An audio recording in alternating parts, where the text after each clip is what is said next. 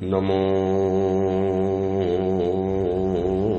હરિયંતાણમ નમો સિદ્ધાણમ નમો આયર્યાણમ નમો વજ્જાયાણમ નમો લોહે સૌવ સાવણમ એસો પંચનમુકારો સૌવ પાવપણાસણો મંગલાહાહણમ ચ સૌવેશી પરમમ હવે મંગલમ મંગલમ ભગવાન વીરો મંગલમ ગૌતમ પ્રભુ મંગલમ હુમ સ્થૂલભદ્રાદ્યા જૈન ધર્મો સ્તુ મંગલમ. પ્રવચનનો વિષય છે નવી સવાર નવો વિચાર. પ્રવચન શરૂ કરું એની પહેલાં એક સૂચના બતાવી દઉં કે નીતિ વાક્યામૃત ગ્રંથ જે આપણું આ પ્રવચનમાં ચાલતો હતો, નવી સવાર નવો વિચારનો, એ પ્રવચનનો આજે એક છેલ્લો દિવસ. હજી તો આપણે 112 સૂત્ર ઉપર વિવેચન થયા છે. આજે 112 નંબરના સૂત્રો ઉપર વિવેચન થશે. હજી તો 300 જેટલા નીતિ સૂત્રો છે, એટલે હજી તો 250 નીતિ સૂત્રો બાકી છે. એની ઉપર પણ 181 પ્રવચનો થયા. એટલે આ સિરિયલ તો બહુ લાંબી ચાલવાની. જ્યારે પણ એક ગ્રંથ પૂરો થાય અને બીજો ગ્રંથ શરૂ કરીએ, એના વચની અંદરમાં આપણે આ નીતિ વાક્યના પ્રવચનો જાણીએ છીએ. તો હરિવિક્રમ ચરિત્ર પરિપૂર્ણ થયો, સંવેગ રંગશાલા ગ્રંથ શરૂ કરવો તો વચમાં ઉદ્ધાન તપની આટલી મોટી આરાધના છે. 47 દિવસના ઉદ્ધાન, આગળ પાછળની બધી તૈયારી, આમ કરતાં સહેજે 50-55 દિવસો નીકળી જાય. તો ઓડિયો પ્રવચનની આખી લિંક ન તૂટે એનો એક બહુ મોટો વર્ગ છે, શ્રોતા વર્ગ, સ્વાધ્યાયી વર્ગ, એને અંતરાય ન પડે એના માટે તરંગવતી ચરિત્રના પ્રવચનો શરૂ થવાના છે 24 તારીખથી બરાબર. આવતીકાલે એક દિવસ પૂર્વ તૈયારી માટે મારે ગેપ લેવાનો છે. એટલે આજે આ છેલ્લું પ્રવચન નીતિ વાક્યામૃત ગ્રંથનું અંતિમ નથી, છેલ્લું પ્રવચન. હજી આગળ આ ગ્રંથ ઉપરના પ્રવચનો ચાલુ જ રહેવાના છે. અને 24 તારીખથી બરાબર નીતિ વાક્યામૃત ગ્રંથના બદલે તરંગવતી ચરિત્ર ઉપરના પ્રવચનો શરૂ થવાના. અને 24 તારીખથી પણ અમારી ઉદ્ધાન તપની ભવ્ય આરાધના શરૂ થવાની. આ આરાધનાની અંદરમાં આરાધકોને બલ મળે, આરાધકોનું મનોબળ ટકી જાય, આરાધકોને મનની અંદરમાં એક મજબૂતાઈ ટકી જાય, એના માટે ખાસ તમે તમારા સંઘના ભગવાન પાસે પ્રાર્થના કરજો કે દરેક તપસ્વી પોતાની આરાધના અખંડ રીતે કરી શકે, નિરાબાધ રીતે કરી શકે, ઉલ્લાસ સાથે, ઉમંગ સાથે, આનંદ સાથે કરી શકે. બસ એવી તમે તમારા પરમાત્માને પ્રાર્થના કરજો. આજે આપણે આ અંતિમ પ્રવચન, છેલ્લું પ્રવચન આપણે શરૂ કરીએ છીએ. 112 નંબરનું સૂત્ર છે. ગઈકાલે આપણે 111 નંબરનું સૂત્ર જોયું. એમાં આપણે વાત જોઈ કે બલવાન માણસ નિર્બલ ઉપર રાજ કરે છે, એને પરેશાન કરે છે, એને ગ્રસે છે. આખો સંસારની અંદરમાં ન્યાય ચાલે છે. એમાં પશુ જગતમાં, માનવ જગતની અંદરમાં આ જ ચાલે. ગુંડા અને મવાડી માણસો શું કરે? એકલી સ્ત્રીઓ દેખાય, કોઈ એકલી ભોરી બાલિકા દેખાય, એકલી ભયભીત યુવતી દેખાય અને એની ઉપર જેમ વાર કરે છે, હુમલો કરે છે, એને ગ્રસી લે છે. બસ આ સનાતન દુનિયાનો કાયદો છે. આ દુનિયાનો સનાતન કાયદો છે કે બલવાન અબલમ ગ્રસતી. બલવાન વ્યક્તિ અબલ વ્યક્તિને ગ્રસે છે. એની ઉપરની આપણે વિવેચના ગઈકાલે જોઈ કે આપણે તાકાતવાન માણસ છીએ, એનો મતલબ એ નથી કે આપણે આપણા કરતાં ઉતરતી વ્યક્તિઓને પરેશાન કરવાના. આપણે માનવ છીએ, આપણે સભ્યતાની ચરમસીમા ઉપર બેઠેલા છીએ. આપણી પાસે 5 ઇન્દ્રિયોનો સંપૂર્ણ વિકાસ છે, આપણી પાસે બધી જ તાકાત છે. તો પછી શું કામ આપણે એ જીવોને મારવાના બદલે બચાવવાના કામ ન કરીએ?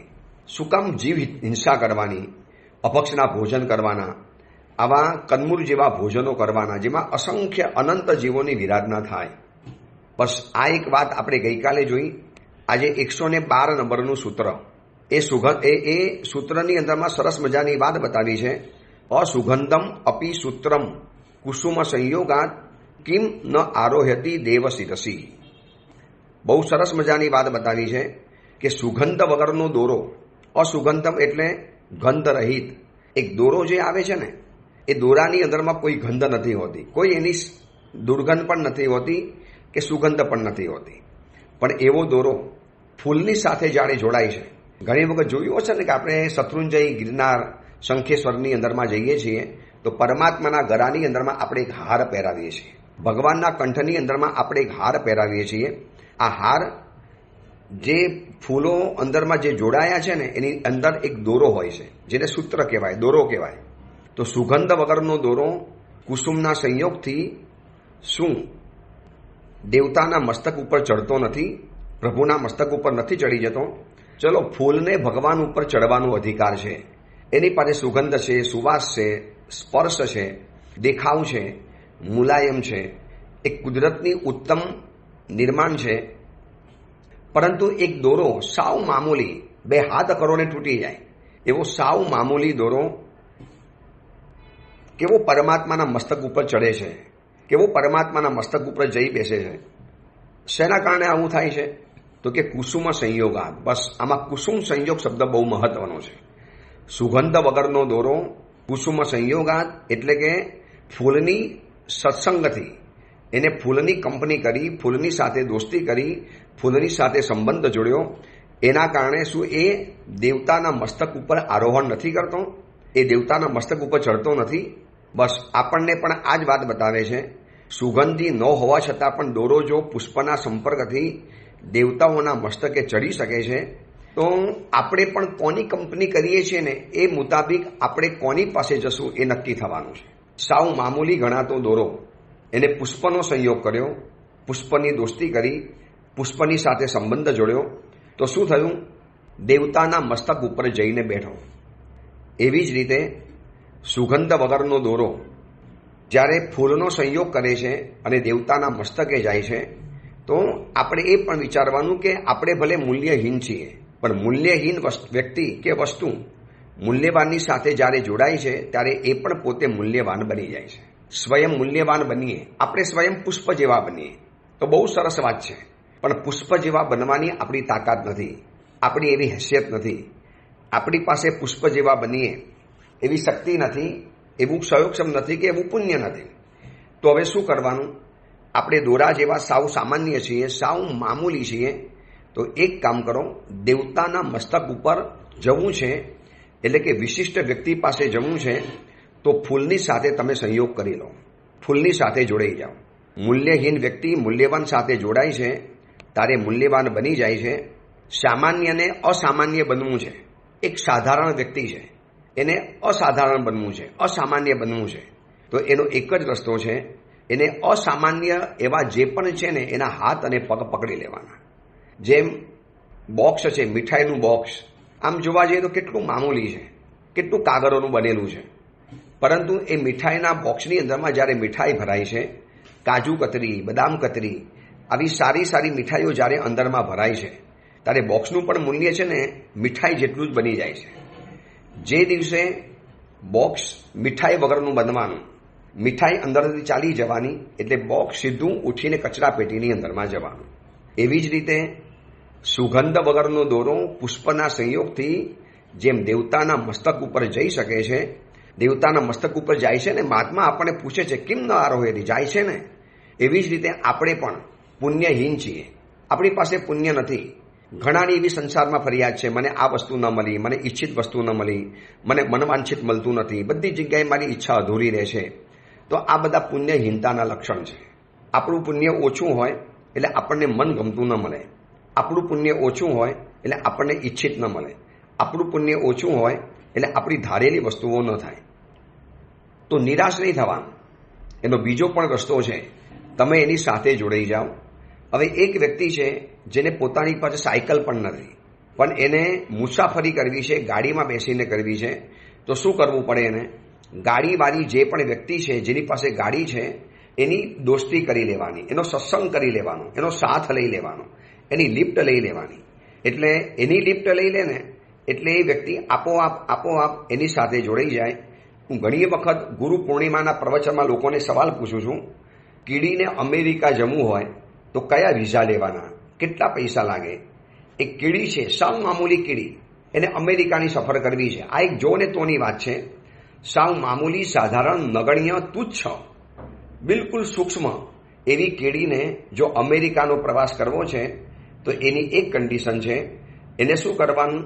જે વ્યક્તિ અમેરિકા જાય છે ને એના ખિસ્સાના ખૂણાની અંદરમાં જઈને બેસી જવાનું. ચૂપચાપ ખૂણામાં બેસી જવાનું. એવી રીતે બેસી જવાનું કે એ મરે પણ નહીં, જીવતી પણ રહે. હવે એ શર્ટની અંદરમાં ગયેલી કીડી, એ માણસ પ્લેનમાં બેસવાનો, આખી મુસાફરી થવાની, અમેરિકા ઉતરવાનો, એરપોર્ટ ઉપર ઉતરવાનો, વિઝા લેવાના, કેટલી ટિકિટો લેવાની, કેટલા રાઉન્ડમાંથી પસાર થવાનું, કેટલા ચેકિંગ થવાના, આ બધું જ કીડીને કરવાની જરૂર નથી. એને ખાલી એક જ કરવાનું છે, અમેરિકા જે જાય છે એના ખિસ્સાની અંદરમાં પહોંચી જવાનું.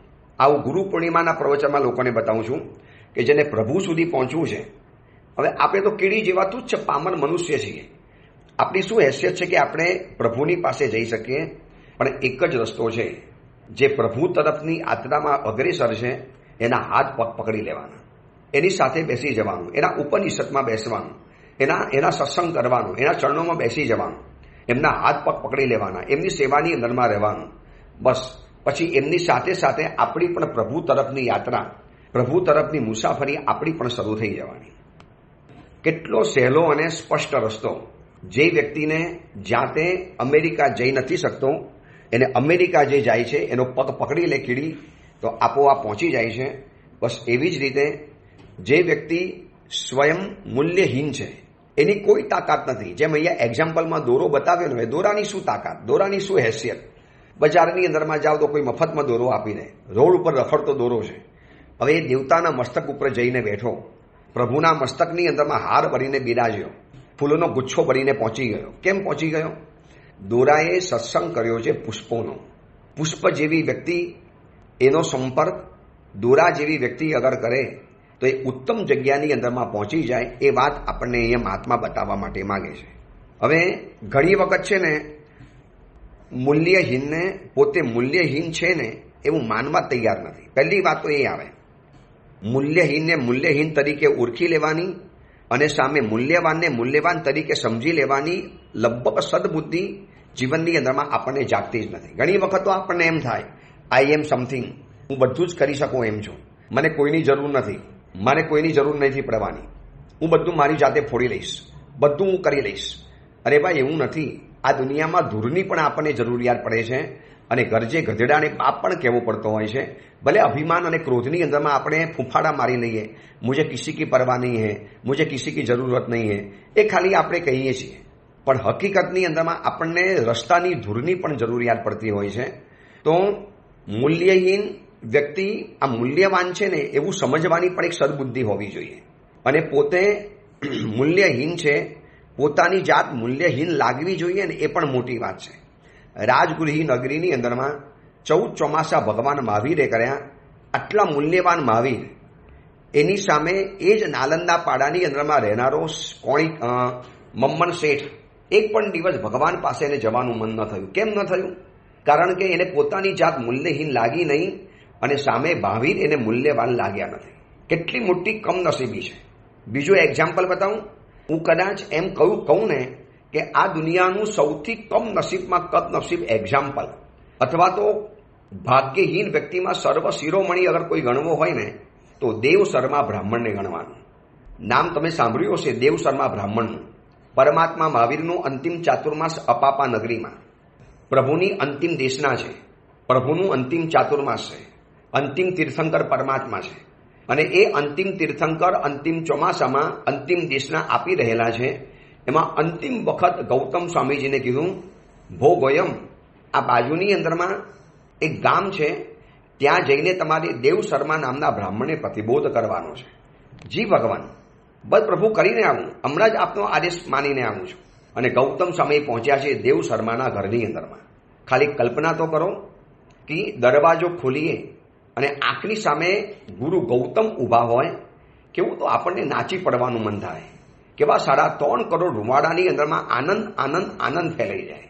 આમ ઠેકડા મારી મારીને દુનિયાને ગજવી કહેવાનું મન થાય, મારા ઘરે ગૌતમ સ્વામીજી પધાર્યા, મારા ઘરે ગુરુ ગૌતમ સ્વામી પધાર્યા, અનંત લબ્ધિના ભંડાર, પરમાત્મા મહાવીરના શિષ્ય ગુરુ ગૌતમ મારા ઘરે પધાર્યા. કેવું આપણને આમ થનગનાટ થાય. અને એના ઘરની અંદરમાં જ્યારે ગૌતમ પધાર્યા, ઓહો પ્રભુ આપ પધાર્યા, એને આનંદ તો વ્યક્ત કર્યો, ભાઈ તારા માટે જ આવ્યો છું, મને ભગવાને તારા માટે મોકલ્યો છે. હવે તમે વિચારજો, અંતિમ સમવર્ષણમાં અંતિમ તીર્થંકર પરમાત્મા દેવ શર્માનું નામ બોલે ને, એ પણ યાર નસીબ કહેવાય. આપણને ઈર્ષા ન થાય? યાર, આપણા નામ ભગવાન મહાવીરના શ્રીમુખેથી પ્રકટ ન થયા અને આ દેવ શર્માનું નામ પ્રકટ થયું? અને ગૌતમ સ્વામીજી જેવા પોતાના મહાન શિષ્યને મોકલ્યા, બીજાને મોકલ્યા તો વાત બરોબર હતી. ખુદ ગૌતમ સ્વામીજી પહોંચ્યા છે. આ એવા ગૌતમ સ્વામીજી છે, અનંત લબ્ધિના ભંડાર છે. એના કરતા જેને દીક્ષા આપે છે એને તત્કાલ કેવળ જ્ઞાન, ત્યાંને ત્યાં કેવળ જ્ઞાન મળી જાય. એક વિશિષ્ટ સૌભાગ્યના ભંડાર હતા ગુરુ ગૌતમ સ્વામીજી. અને દેવ શર્માને કહે છે, ચલ દીક્ષા લઈ લે, ભગવાન મહાવીરે મોકલ્યો છે, મને ભગવાન મહાવીરે મોકલ્યો છે. હાય રે કમ નસીબી, આપણે તો માથું કૂટવાનું મન થાય. આવા ગૌતમ સ્વામીજી ઘરમાં આવતા હોય ને તો બધું જ ફગાવી, નથી જોઈતો સંસાર. જો મોક્ષ જ મળતો હોય, સંસારનો અંત થતો હોય તો શું કામ સંસાર પકડવા જવાનું? પણ આ મૂર્ખ શિરોમણી, મારા હિસાબે આ વિશ્વનો સૌથી કમ નસીબમાં કમ નસીબ જો કોઈ આદમી હોય ને તો દેવ શર્મા બ્રાહ્મણ. આપણને એમ થાય, પાગલ, તારા ઘરમાં ગૌતમ સ્વામીજી આવ્યા હતા, મૂલ્યવાન વ્યક્તિ આવ્યા હતા. પણ મેં તમને કીધું ને, મૂલ્યવાન વ્યક્તિ મૂલ્યવાન લાગવી એવી બુદ્ધિ પણ મળવી મુશ્કેલ છે. અને પોતાની જાત મૂલ્યહીન છે આવું લાગવું એ પણ નસીબની વાત છે. આ દેવ શર્મા સમજી ન શક્યો. ભગવાને કીધું કે ચલ, તીર્થંકર મહાવીરે મોકલ્યો છે, આવી જા, લઈ લે દીક્ષા. અને ગાડીઓ બહાનું કાઢીને ગયો, મને મારી પત્ની વગર ન ચાલે. ક્યાં ગૌતમ સ્વામીજીના હાથે દીક્ષા લીધી હોત તો કેવળ જ્ઞાન મળત, અને ક્યાં વ્યક્તિએ ભૂલ કરી અને મરીને પત્નીના માથાની અંદરમાં જૂ તરીકે ઉત્પન્ન થઈ ગયું. કેટલું કમ નસીબ! માથું પછાડવાનું મન થાય, માથું કૂટવાનું મન થાય. કદાચ આપણે આવા દેવ શર્મા બન્યા આવીશું અનંત ભવની અંદરમાં. આવી જ રીતે કોઈ ગુરુ ગૌતમ જેવા મહાત્મા, ગૌતમ એક નથી થયા, પહેલા આવા ઘણા ગૌતમ સ્વામીજીઓ થઈ ચૂકેલા છે. અને આપણા દેવ શર્માના આંગણે આવી રીતે ગૌતમ સ્વામીજી પધાર્યા હશે, ગૌતમ સ્વામીજી આવ્યા હશે, અને આપણે આવી જ રીતે ગૌતમ સ્વામીજીને પાછા પાડ્યા, ગૌતમ સ્વામીજીને રવાના કર્યા. બસ શું થયું ખબર છે? મૂલ્યહીન વ્યક્તિ પોતાની મૂલ્યહીનતાને સ્વીકારવા તૈયાર નથી. તમે આ સંસારમાં કોકને પૂછો, ભાઈ તું કોણ, મૂલ્યહીન કે મૂલ્યવાન? એટલે કે છે, શેનું મૂલ્યહીન? મારી પાસે આમ છે, મારી પાસે આ છે, મારી પોતાની સિદ્ધિઓ ગણાવશે, પોતાની શક્તિઓ ગણાવશે, પોતાની પ્રાપ્તિઓ ગણાવશે, પોતાનો આખો ઇતિહાસ કહેશે, હું તો આમ છું ને હું તો આમ છું ને મારી પાસે તો આમ છે ને મારી પાસે તો આમ છે. લાવો એક વ્યક્તિ લાવો જે પોતાની મૂલ્યહીનતા સ્વીકારતો હોય. ચલો બીજા બધાની વાત છોડો, આપણે આ જે પ્રવચન સાંભળીએ છીએ ને, હું અને મારી તમારી બધાની વાત, શું આપણે આપણી જાતની મૂલ્યહીનતાનો સ્વીકાર કરીએ ખરા? કોઈ એમ કે તારામાં કશું જ નથી, કઈ તારામાં ભલીવાર નથી. જી સાહેબ, સાચી વાત છે, મારામાં સાહેબ કોઈ ભલીવાર નથી. ભલે ભગવાનની સામે આપણે સ્તવનમાં બોલીએ કે ભગવાન હું દીન છું, દુઃખી છું, ગરીબ છું, અસહારો છું, શરણ વગરનો છું, અન્યથા શરણમ નાસ્તિ, એ બધું ભગવાન સામે આપણે બોલીએ. પણ આપણી જાત સાચી મૂલ્યહીન લાગી ભગવાન સામે? ભગવાન તુચ્છ છું, ભગવાન કશું જ નથી મારી અંદરમાં. પ્રભુ સાવ ગમાર છું, પરમાત્મા સાવ પામર છું. પ્રભુ આપ મને મળ્યા છો, મારો હાથ પકડો. ભગવાન મારા જેવા મૂલ્યહીન વ્યક્તિને આપ મૂલ્યવાન બન્યા, આપના જેવા મૂલ્યવાન મને મળ્યા. 34 અતિશયના માલિક, અર્હંત્યના માલિક, અતિશય અરિહંત જે પરમાત્માનું છે, અચિંત્ય ચિંતામણી અર્હંત્ય. ભગવાન આપ એના માલિક છો અને પ્રભુ આપ મને મળી ગયા. બસ ભગવાન મારા જેવું સદનસીબવાન કોઈ નહીં. થયો ક્યારે આ ભાવ થયો આપણને? દેરાસરમાં ગયા પછી મૂલ્યવાન પરમાત્માની પૂજા કરીએ છીએ, મૂલ્યવાન પ્રભુની સમક્ષ ખડા છીએ. આ પણ આપણું નસીબ કહેવાય કે વહેલી સવારે આપણને કોઈ પણ જાતની એપોઇન્ટમેન્ટ લીધા વગર 3 જગતનો નાથ, કલ્પ વૃક્ષની જેને ઉપમા આપવામાં આવી છે, સર્વ સંપત્તિના હેતુ બતાવ્યા છે, એવા ભગવાન આપણને વગર એપોઇન્ટમેન્ટે મળવા માટે તૈયાર છે. છતાં પણ વ્યક્તિઓ ઘરની અંદરમાં સૂતી રહે છે, પૂજા નથી કરતી, દર્શન નથી કરતી, ભગવાનની સામે જવા તૈયાર નથી, મહિનાઓના મહિનાઓ સુધી દેરાસર નથી જતા. કેમ? કારણ કે ભગવાન મૂલ્યવાન લાગ્યા નથી અને પોતાની જાત મૂલ્યહીન ક્યારેક થઈ નથી. એને ગણિત નથી, બધું જ છે મારી પાસે, હું સમર્થ છું, આઈ એમ હેપી, બધું જ છે મારી પાસે, મને કોઈની જરૂર નથી. બસ આ જ મૂર્ખામી આપણે ભવો ભવ કરતા આવ્યા. આ મહાત્મા આપણને કહે છે કે અસુગંધમ અપી સૂત્રમ, સુવાસ વગરનો દોરો, કુસુમ સંયોગાદ, ફૂલના સંયોગથી, કિમ ન આરોહતી દેવ શિરસી, શું એ દેવતાના મસ્તક ઉપર આરોહણ નથી કરતો? કરે જ છે. તો પછી આપણે એક જ કામ કરવું છે, જાતને મૂલ્યહીન સમજી અને કોઈ મૂલ્યવાન વ્યક્તિના હાથ પગ પકડી લેવાની જરૂર છે. એટલા માટે જય વિરાયમાં આપણે રોજ પ્રાર્થના કરીએ છીએ ને કે ભગવાન તમારા પ્રભાવથી સુહગુરુ જોગો તવ વયણ સેવણા આ ભવમ અખંડા. 3 વસ્તુ મારે જોઈએ: શુભ ગુરુનો સંયોગ, એમના ચરણ કમલની સેવા, અને એ પણ વળી પાછી આ જીવન અખંડ જોઈએ. આ જીવન જોઈએ. બસ પરમાત્મા, હું તમને પ્રાર્થના કરું છું કે પ્રભુ મને એટલી સદબુદ્ધિ આપો કે મૂલ્યવાન વ્યક્તિ મને મૂલ્યવાન લાગે અને મૂલ્યહીન મારી જાત મને ઓળખાય. શું આપણી જાતનું મૂલ્ય શું છે? મને એ તો કહો, શું આપણું મૂલ્ય છે? એ કોઈ ભવના પુણ્યના કારણે થોડી ઘણી સિદ્ધિઓ જીવનમાં મળી હોય, એનાથી જાતને મૂલ્યવાન નહીં ગણી લેવાની. એનાથી જાતને છે ને બહુ મહાન અને કિંમતી નહીં ગણી લેવાની. શું છે આપણી પાસે? કઈ શક્તિઓ છે? ક્ષાયોક્ષમિક ભાવનિક શક્તિઓ ગમે તારે ચાલી જાય, ગમે તારે ખતમ થઈ જાય, ગમે તારે પૂરી થઈ જાય. અને આવી શક્તિઓના આપણે માલિક, અને પછી આપણે દાવા કરીએ કે નહીં, મને તો બધું જ મળ્યું છે, હું તો સમથિંગ છું, આઈ એમ પાવરફુલ. તમે કોઈ પણ પૂછો ને, કરોડપતિને પૂછો, એનો અહંકાર છે ને આમ અગાશીએ ચડેલો હોય. કોઈ રૂપવાન સ્ત્રીને પૂછો, રૂપની સામ્રાજ્ઞી કોઈ પણ સ્ત્રી હોય, તમે એને જઈને પૂછો, એનો અહંકાર કેવો ચરમસીમા ઉપર ચડેલો હોય છે. એટલે સુગંધ વગરનો દોરો ફૂલના સંયોગથી જેમ દેવના મસ્તક ઉપર ચડે છે, એવી રીતે આપણે પણ પોતાની જાતને મૂલ્યહીન ગણીશું તો જ આપણને મૂલ્યવાન વ્યક્તિ મૂલ્યવાન લાગશે. અને બીજી વાત બતાવું, આપણું નસીબ છે કે આપણને મૂલ્યવાન એવા દેવ, ગુરુ અને ધર્મ બહુ સહજતાથી મળ્યા છે. કેવા દેવ મળ્યા, કેવા ગુરુ મળ્યા અને કેવો ધર્મ મળ્યો, કેવો મૂલ્યવાન. 3 જગતની અંદરમાં જેનો જોટો જડે એવો નથી, 3 જગતની અંદરમાં જેની સમાન હરોરમાં ઊભા રહી શકે એવા દેવ, ગુરુ, ધર્મ નથી. એવું આપણને જન્મથી મળ્યું છે દોસ્ત, જન્મથી મળ્યું. આમ હરખ પડુડા થઈ જવાય, હરખથી નાચી ઉઠાય, આનંદથી પાગલ બની જવાય એવા દેવ પરમાત્મા, અરિહંત પરમાત્મા આપણને મળ્યા. અને છતાં પણ જો આપણને આપણી કમનસીબીના કારણે એ દેવ, ગુરુ જો ઓળખાતા ન હોય તો આપણી બહુ મોટી કમનસીબી છે. ઘણી વખત મારી પાસે છોકરા છોકરીઓ આવે ને શિબિરના માધ્યમ દ્વારા, અથવા તો માતા પિતા લઈને આવે, એટલે હું લોકોને પૂછું, પૂજા કરો છો? દીકરા દીકરીઓને પૂછું, પૂજા કરો છો? અને એ લોકોના મોઢામાંથી જ્યારે જવાબ નીકળે ને, સાહેબ ટાઈમ જ નથી મળતો. એટલું બધું ભણવાનું, એટલું બધું હોમવર્ક, એટલું બધું ટ્યુશન, એટલા બધા ક્લાસીસ. અમે તો અહીંયા નથી ભણતા, અમે તો અહીંયા વેકેશનમાં આવ્યા છીએ. કોઈ પૂના, કોઈ અમેરિકા, કોઈ અમદાવાદ, કોઈ મુંબઈ, કોઈ ઇન્દોર, કોઈ અલગ અલગ જગ્યાની અંદરમાં જ્યાં એજ્યુકેશનના હબ છે ત્યાં બધે ભણવા અમે જઈએ છીએ. તો હું કહું ત્યાં પણ દેરાસર છે, સાહેબ ટાઈમ જ નથી મળતો. તારે એમ થાય કે આટલો મૂલ્યવાન મનુષ્યનો ભાવ પામ્યા પછી, મૂલ્યવાન દેવ, ગુરુ, ધર્મ જન્મતાની સાથે મળ્યા પછી એ વ્યક્તિને પોતાની જાત મૂલ્યહીન નથી લાગીને, માટે જ આવું કહે છે. જેને પોતાની જાત મૂલ્યહીન લાગે એને દેવ, ગુરુની પાસે સતત બેસવાનું મન થાય. આવા દેવ, ગુરુ મને મળ્યા, આવા દેવગુરુને મારે છોડાય. બીજી એક વાત બતાવું કે ખાલી એક ખિલ્લી છે ને, ખિલ્લી, એ ખિલ્લીને મન થયું કે મારે સમુદ્ર તરવો છે. હવે લોખંડ ક્યારે સમુદ્ર તરી ન શકે, એ ડૂબી જ જાય. લાકડાનો ટુકડો પાણીમાં તરે પણ લોખંડ તો ડૂબી જાય. હવે એ લોખંડની ખીલીને સમુદ્ર જો તરવો છે ને, તો એના માટે એક જ રસ્તો છે, એને લાકડાની સાથે જોડાઈ જવું પડે. લાકડાની સાથે જોડાઈ ગયેલી ખિલ્લી પોતે તો તરે, એમાં બેસનારા લોકોને પણ તારે, અને એ પોતે દરિયામાં ડૂબ્યા વગર, નદીમાં ડૂબ્યા વગર તરી શકે છે. બસ એવી જ રીતે આપણે મૂલ્યહીન છીએ. આપણે તો ખીલી જેવા છીએ, ગમે તારે આ સંસાર સાગરમાં ડૂબી જવાના. દેવ, ગુરુ, ધર્મના લાકડા સાથે જોડાઈ જઈએ.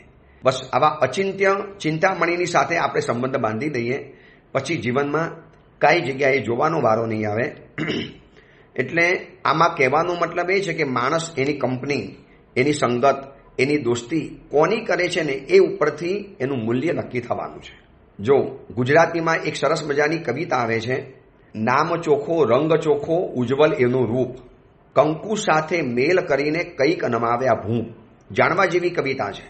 આ જેને કવિતા બનાવી છે ગુજરાતી કવિએ અદ્ભુત બનાવી છે. નામ ચોખ્ખો, રંગ ચોખ્ખો, ઉજ્જવલ એનું રૂપ. આ ચોખા માટેની કવિતા છે. નામ પણ ચોખ્ખો, રંગ પણ ચોખ્ખો, સફેદ અને ઉજ્જવલ છે. કંકુ સાથે મેર કરીને કંઈક નમાવ્યા ભૂપ.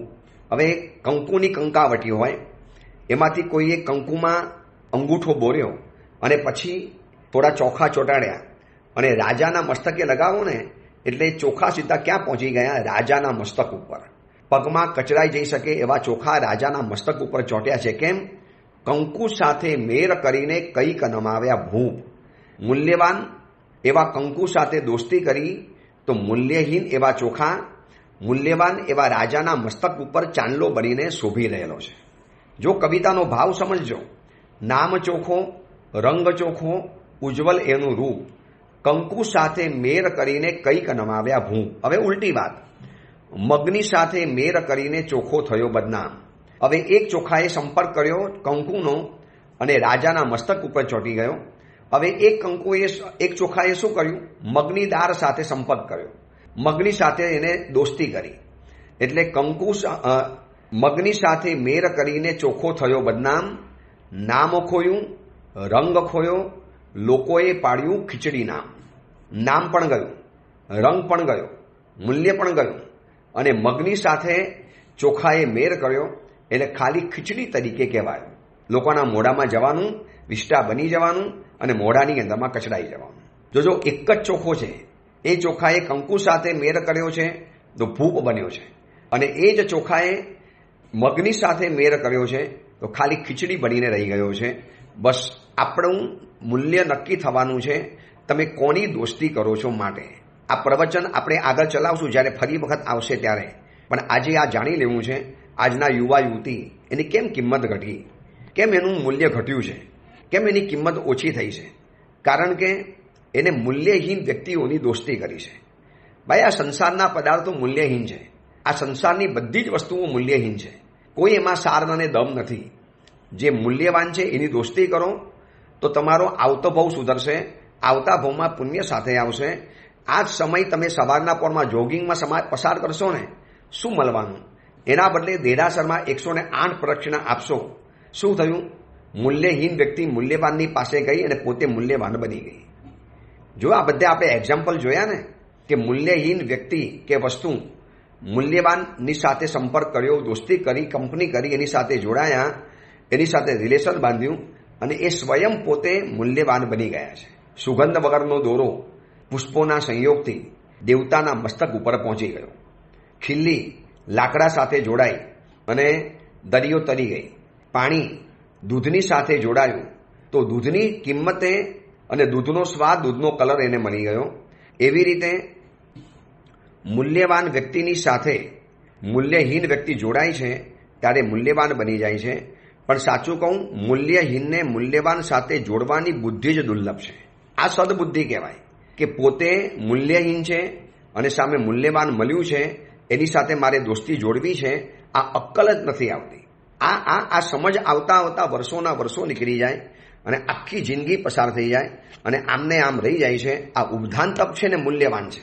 આ સમર વેકેશનમાં છોકરાઓ ઘરમાં રખડી ખાવાના, બિલકુલ ફ્રીઝરનો સમય બગાડવાના.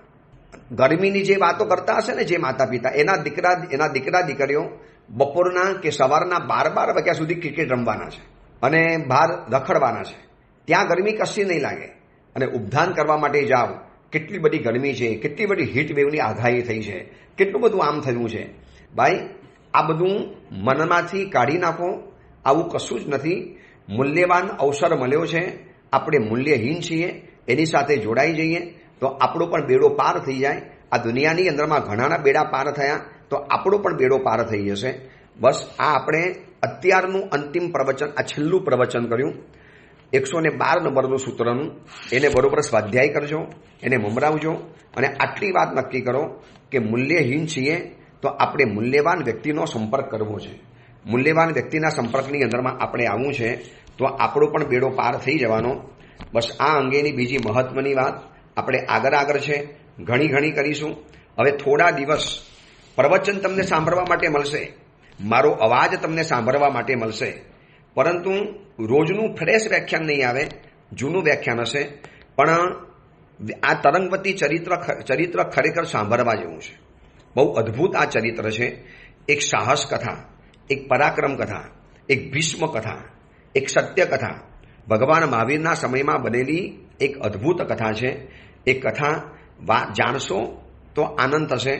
જેને નથી સાંભળી એને તો અદ્ભુત રોમાંચ થવાનો, જેને સાંભળી છે એને પણ ફરી વાર સાંભળવાનો આનંદ આવવાનો. તો હવે આપણે મળશું લગભગ 50-55 દિવસ પછી. એક સંવેગ રંગશાળા ગ્રંથ શરૂ કરવો છે. લગભગ શરૂ થઈ જશે ઉપધાન પછી. ત્યાં સુધી આ ગ્રુપના પ્રવચનો સાંભળતા રહેજો, બીજાને જોડતા રહેજો અને મેં તમને કીધું એવી રીતે ઉપધાન તપ અંગે ભગવાને પ્રાર્થના કરજો કે નિર્વિઘ્ન રીતે ઉપધાન પરિપૂર્ણ થાય. એ જ મંગલ કામના, મંગલ ભાવના. જીનાગના વિરુદ્ધ કાંઈ પણ બોલાયું હોય તો મિચ્છામી દુક્કડમ.